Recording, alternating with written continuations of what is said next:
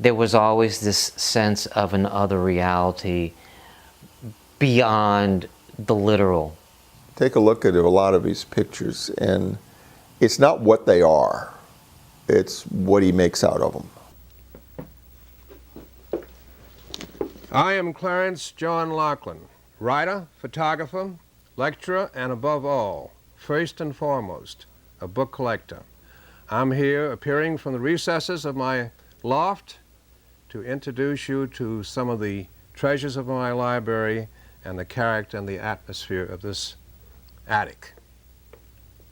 Okay? We don't have enough film.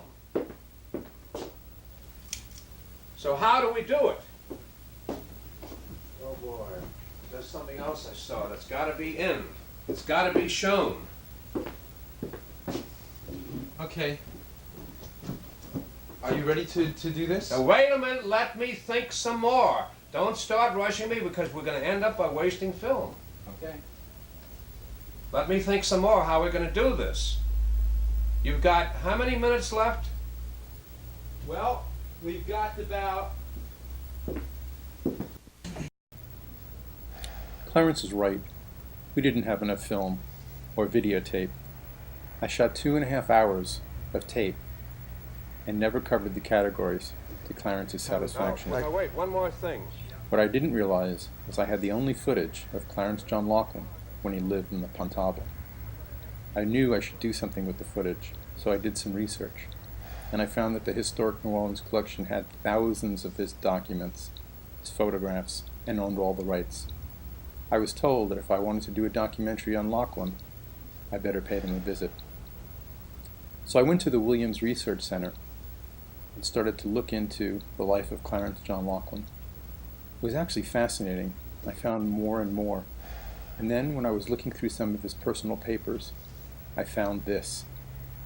It turns out that Clarence saved the agreement that he typed up while we were there. David and I did not sign it, but it did bring back lots of memories. We don't have enough film. Now, while we're at it, before he turns the thing on. It's on, by the way. Oh, Jesus Christ. You better cut it off again.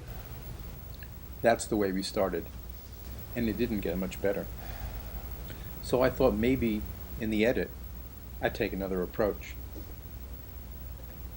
That's a good question. His imagination. Probably his fervor, because whatever he wanted a lot. Clarence was a very driven man, demanding, but he could also be charming. He was married 5 times, twice to the same woman. He taught himself how to use a view camera, built his own darkroom, and became a successful architectural photographer working for the WPA. He started to experiment, and people started to notice his work. He got a job with Vogue, and had his first encounter with Edward Steichen. They didn't get along, and he publicly told people of this. But Steichen was a gatekeeper, and he kept Clarence out of the art elite. He was rubbing shoulders, and often ruffling the feathers of the great artists of his day. He's often credited as the father of American surrealist photography.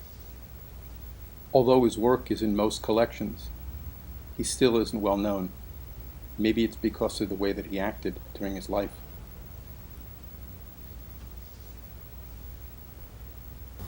I was a friend of Clarence when he was alive. I'm a good friend of him now that he's dead, although we went to Paris to try and find him. He's supposed to be in Père Lachaise, but we couldn't find him anywhere, and nobody knows who he is.